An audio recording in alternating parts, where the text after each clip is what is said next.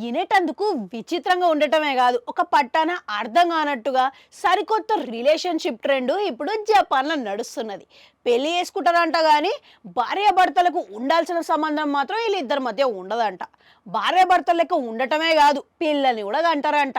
ఒకవైపు పెళ్ళంటారా, మరోవైపు ప్రేమ ఉండదంట, ఇంకోవైపు సెక్స్ ఉండదంట, అయినా కానీ పిల్లల్ని కంటారంట. అసలు ఇదేందయ్యా ఇది అన్నట్లున్నది కదా. ఇక దీని సంగతి నేను చెప్తా. అసలు కిటికీ ఈడనే ఉన్నది. ఇక వీళ్ళిద్దరూ శారీరకంగా కలవకుండానే మరో పద్ధతిలా కలిసి వీళ్ళిద్దరూ పిల్లల్ని కంటారంట. ఇక అసలు ఇదేం రిలేషన్షిప్ అన్న డౌట్లు కూడా మీకు చాలా వస్తున్నట్టున్నాయి కదా. ఇక దానికి సమాధానం నేను చెప్తా ఇనురి. ఇక ఈ రిలేషన్షిప్ ట్రెండ్ పేరు ఏంటంటే ఫ్రెండ్షిప్ అండ్ మ్యారేజ్ అంట. అర్థమైనట్టే ఉన్నది కానీ అర్థం కావట్లేదు కదా. అది ఏందనంటే సింపుల్గా చెప్పాలంటే పెళ్ళి అనే ముచ్చట తీర్చుకోవడం కోసం మాత్రమే ఇక ఈ పెళ్ళి వేసుకుంటారు అన్నమాట. పెళ్ళానికి మొగుడు ఉంటాడు, మొగుడికి పెళ్ళా ఉంటుంది. ఇక అంతకు మించి ఇంకేం ఉండదు. ఎవరి ఇష్టాలు వాళ్ళవే, ఎవరు గోల వాళ్ళదే. ఇక ఎవరేం చేసినా కానీ ఎదుటోళ్ళు ప్రశ్నించకూడదు. ఇక ఎవరి స్వేచ్ఛకు వాళ్ళు గౌరవించాలి అన్నమాట.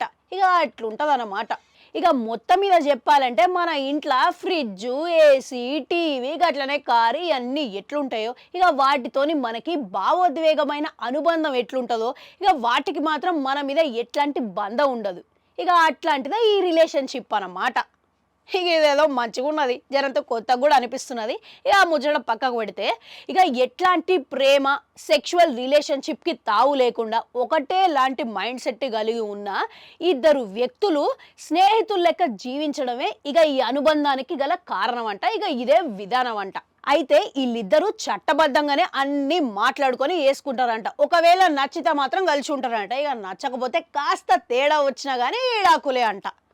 ఇక ఈ ట్రెండ్ జపాన్లో కోలోరస్ అనే సంస్థ చెప్తున్నది అనమాట. ఇక వాళ్ళ అంచనా ప్రకారం దాదాపుగా ఇక 500 మంది జపాన్కి చెందిన వాళ్ళు ఇట్లా పెళ్లి చేసుకొని బతుకుతున్నారంట. ఇక మన జపాన్ జనాభా చూసుకుంటే 12 కోట్ల మంది. ఇక దాంట్లో దాదాపుగా ఒక వర్గం ప్రకారం, ఒక వర్గం అంటే 12 లక్షల మంది అనమాట. ఇక ఈ 12 లక్షల మంది ఇదే రిలేషన్షిప్ని పాటించుకుంటే పెళ్లి చేసుకొని ఉంటున్నారంట.